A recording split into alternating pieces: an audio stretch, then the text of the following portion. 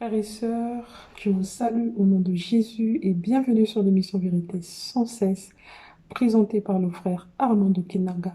Aujourd'hui, je viens avec un nouveau thème, c'est sur le deuxième cavalier. Toutefois, vous devez savoir, la chaîne Vérité sans cesse ne demande pas de l'argent. Et pour ceux qui vont se faire passer pour le frère Armando pour vous demander de l'argent, n'hésitez pas à nous faire part pour cela. Comme d'habitude, je vais vous communiquer les différents versets bibliques qui seront lus par notre frère tout au long de cette émission. Et n'oubliez pas de prendre votre Bible, bien évidemment, et de quoi noter pour vous lire tous les versets. Apocalypse 6, versets 3, 4, Matthieu 24, versets 4 à 8, Jean 10, verset 10, Hébreux 4, verset 12, Apocalypse 19, verset 15, Timothée 4, verset 1 à 2 et Actes des Apôtres 20, verset 29. On se retrouve à la fin de cette émission pour vous recommuniquer à nouveau tous les versets bibliques que je viens de vous lire. Frères et sœurs, bonne écoute. À tout de suite. Bien-aimés dans le Seigneur, je vous salue au nom précieux de notre Seigneur et Sauveur Jésus-Christ. Merci pour tous ceux qui accompagnent les enseignements que nous donnons dans cette chaîne Télébanda TV et nous rediffusions les mêmes enseignements dans la chaîne Vérité sans cesse TV. Alors dans cette émission, nous venons pour décortiquer les événements eschatologiques. Nous parlons sur les 7 sceaux que nous avons débutés dernièrement. On avait parlé sur le cavalier qui alors était décelé, soit le sceau qui avait été décelé et le cavalier est sorti avec un arc et une couronne lui avait été donnée. Il était monté sur un cheval blanc, ce qui symbolisait le premier cavalier. Alors aujourd'hui, nous sommes en train de parler sur le deuxième cavalier, comme nous l'avons prédit le week-end passé. Alors, nous allons prendre nos Bibles. Là, nous sommes dans Apocalypse, chapitre 6. Là, on va prendre le premier verset pour voir là où alors les cavaliers ont été délibérés. Prenons Apocalypse, chapitre 6. On va lire les premiers versets pour voir alors le deuxième cavalier. Apocalypse chapitre 6. On avait déjà lu le premier verset qui était le cheval blanc. Maintenant, nous allons prendre alors le deuxième cavalier. Apocalypse chapitre 6. Nous allons prendre le verset 3 et 4. La Bible déclare ainsi. Quand il ouvrit le second sceau, j'entendis le second être vivant qui disait « Viens ». Et il sortit un autre cheval roux. Ça dépend des versions. Dans d'autres versions, on dit un cheval rouge. Dans certaines, un cheval roux. Celui qui le montait reçut le pouvoir d'enlever la paix de la terre afin que les hommes s'égorgeassent les uns les autres. Et une grande épée lui fut donnée. Alors ici, il s'agit alors du deuxième cavalier. On lui a donné une grande épée et le pouvoir d'enlever la paix de la terre. Tous ces termes sont des termes alors symboliques. Le cheval rouge symbolise alors le sang. La couleur rouge, c'est la couleur du sang. Et ce cavalier a reçu le pouvoir d'enlever la paix de la terre. Ce qui veut dire qu'il vient pour la guerre, les tueries, les carnages. Voilà pourquoi il est là alors pour détruire les nations.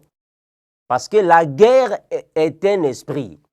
Et cet esprit qui provoque des divisions, des guerres, des tueries, des suicides, des carnages dans les familles et aussi dans les nations, est un démon. Les cavaliers dont je fais allusion ici sont des démons. Ce sont des démons. Alors le pouvoir leur a été donné. Alors nous allons lire dans Matthieu chapitre 24 ce que le Seigneur Jésus-Christ avait prophétisé. On va comprendre que tout ce que les cavaliers vont alors exécuter est donné alors par Jésus lui-même. C'est Jésus lui-même qui a donné cette autorisation, cette autorité afin d'être exécuté. Mais Jésus avait prédit tout ce qui se passe dans les cavaliers. Prenons Matthieu chapitre 24. On va commencer au verset 4. Matthieu chapitre 24, le verset 4 à 6. Que dit la parole? Jésus leur répondit, prenez garde que personne ne vous séduise, car plusieurs viendront sous mon nom, disant, c'est moi qui suis le Christ, et ils séduiront beaucoup de gens. Vous entendrez parler des guerres et des bruits des guerres. Gardez-vous d'être troublés. Le Seigneur Jésus nous prévient. Il dit, gardez-vous d'être troublés, parce que cela doit arriver. Les guerres, les bruits des guerres. Car il faut que ces choses arrivent. Il faut que ces choses arrivent parce que c'est lui-même qui les avait autorisées. Il faut que les guerres arrivent. Parce que les cavaliers ont reçu ce pouvoir. Les guerres doivent arriver. Mais ce ne sera pas encore la fin. Ce ne sera pas encore la fin. Une nation s'élèvera contre une nation. Ça, c'est le travail du cavalier, le deuxième cavalier. Une nation s'élèvera contre une autre nation. C'est ce qui veut dire qu'une nation attaquera une autre nation. Et un royaume contre un royaume. Et il y aura en divers lieux de famine et de tremblements de terre. Tout cela ne sera que le commencement des douleurs. Donc Jésus avait déjà prédit qu'il y aura des tremblements de terre, qu'il y aura des tueries, des guerres, des bruits de guerre de partout dans le monde. Alors cela symbolise alors ce que le cavalier avait reçu comme pouvoir. Les cavaliers sont les démons. Voilà pourquoi les guerres, les suicides, les tueries, les carnages qui se passent dans plusieurs pays, dans divers lieux, ce sont des esprits démoniaques. Mais alors, la Bible nous confirme que une grande épée lui avait été donnée. Mais cette épée, nous allons voir ça dans le sens physique et spirituel, ainsi que la guerre. La guerre aussi est dans le sens physique et spirituel, parce qu'il y a des guerres physiques et des guerres spirituelles. Il y a des tueries physiques et des tueries spirituelles. Alors, l'épée aussi, c'est la même chose. Une grande épée lui avait été donnée. Une épée signifie tout simplement un instrument de tuerie dans le sens physique. Mais l'épée signifie aussi le faux évangile. Parce que l'épée signifie aussi la parole. Est-ce que vous voyez ça? Donc, l'épée qui lui avait été donnée signifie dans le sens physique la guerre et tuer les gens, les faire égorger. Voilà pourquoi nous avons Jean chapitre 10, le verset 10. Le voleur ne vient que pour égorger, égorger, dévorer et détruire. Mais ça c'est son rôle. Donc, il est là uniquement pour égorger. Mais il va égorger qui? Mais il va égorger tous ceux qui sont sous son autorité. Il va les égorger et les détruire. Ça, c'est le travail du cavalier. Ça, c'est le travail du cavalier. Et l'épée qu'il a reçue, c'est aussi tout un évangile. Voilà pourquoi aujourd'hui, il y a des évangiles sataniques. Mais c'est l'épée. L'épée signifie aussi la parole. On peut prendre Hébreux 4, 12. Hébreux chapitre 4, le verset 12, on va voir que une épée ne signifie pas forcément une épée physique. La parole aussi est une épée. Hébreux chapitre 4, le verset 12. La Bible déclare ainsi. C'est clair dans la Bible, mes bien-aimés, c'est vraiment clair. La Bible déclare ainsi. Car la parole de Dieu est vivante et efficace, plus tranchante qu'une épée quelconque à deux tranchants, pénétrante jusqu'à partager âme et esprit, jointure et moelle. Elle juge les sentiments et les pensées du cœur. Ça, c'est une épée. Mais l'épée signifie aussi la parole.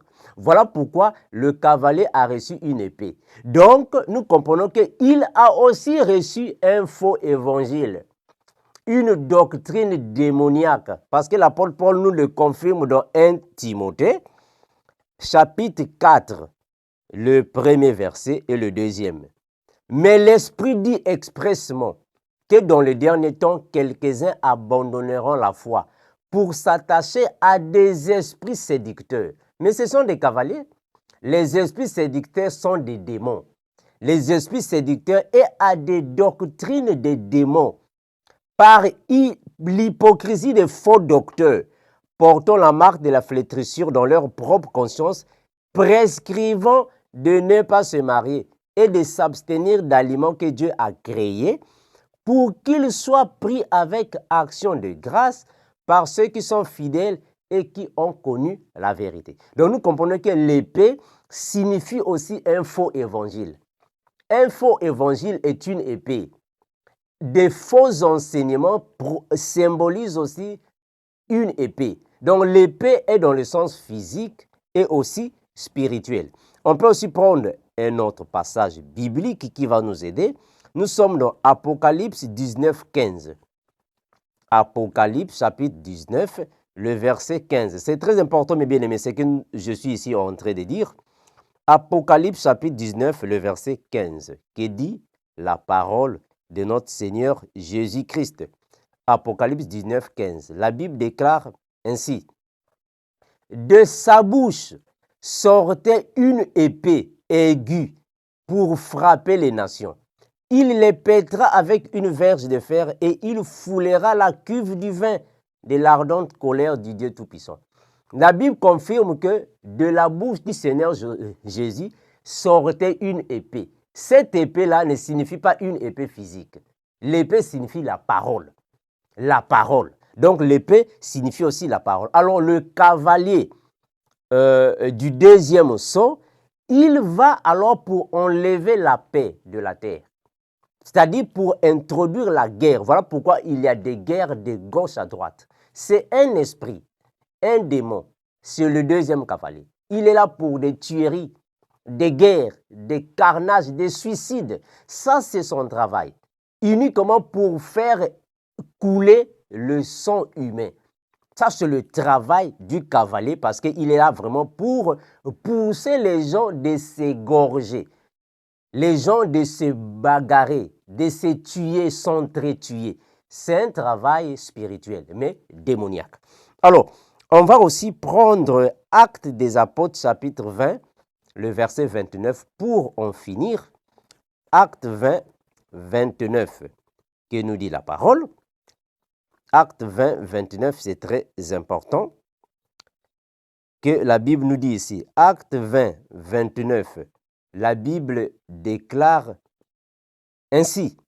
Je sais qu'il s'introduira parmi vous après mon départ des loups cruels qui n'épargneront pas les troupeaux. Est-ce que vous voyez ça? L'apôtre Paul est en train de confirmer qu'après son départ, il y aura des loups cruels qui viendront. Mais ils viendront pour faire quoi? Mais pour venir donner un faux évangile. Parce que l'évangile aussi est une épée. Mais le cavalier a reçu une grande épée dans le sens négatif pour alors détruire ceux qui sont dans l'ignorance. Voilà pourquoi l'apôtre Paul dit ici, il y aura alors des faux qui viendront à mon départ, des loups cruels pour venir donner des faux enseignements. Une épée. L'épée signifie aussi des fausses paroles. Le mensonge est une épée. Le mensonge est une épée.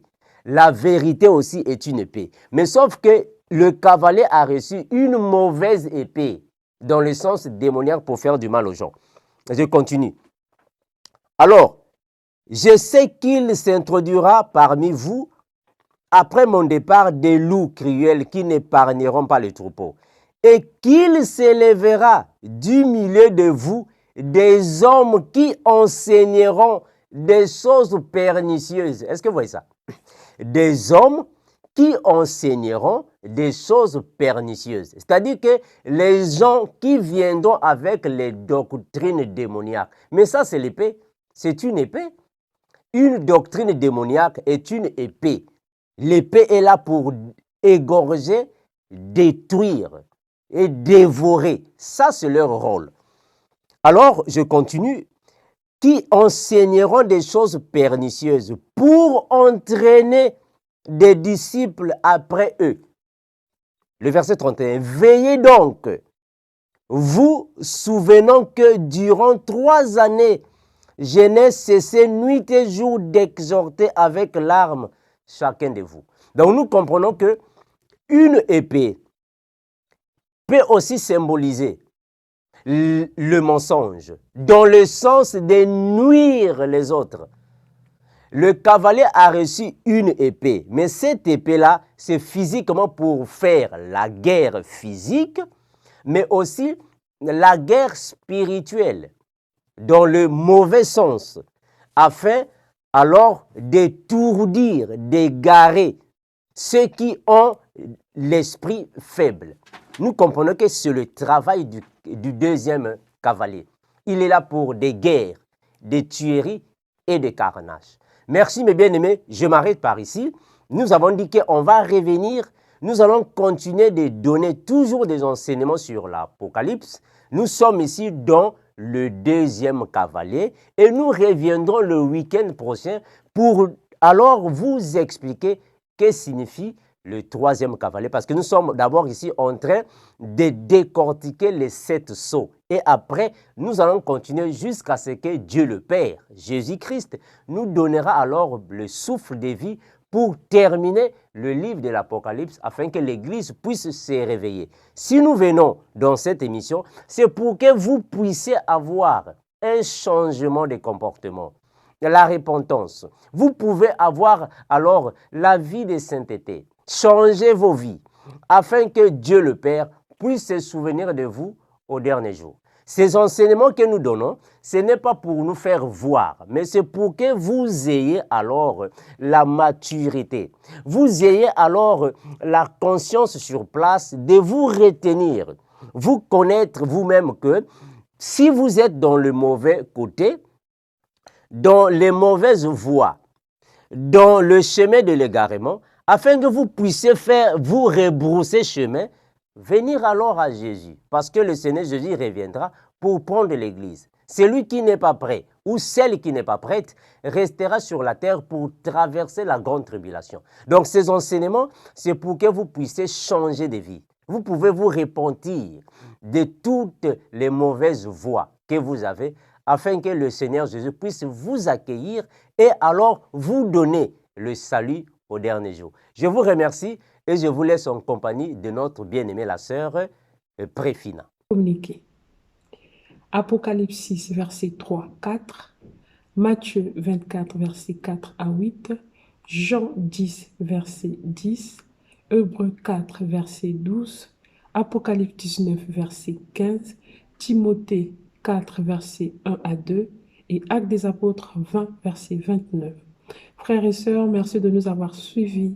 Que la gloire revienne à notre Seigneur Jésus-Christ pour ces moments de partage. Et merci encore à notre frère Armando pour tous ses enseignements. Que Dieu vous bénisse. À très bientôt.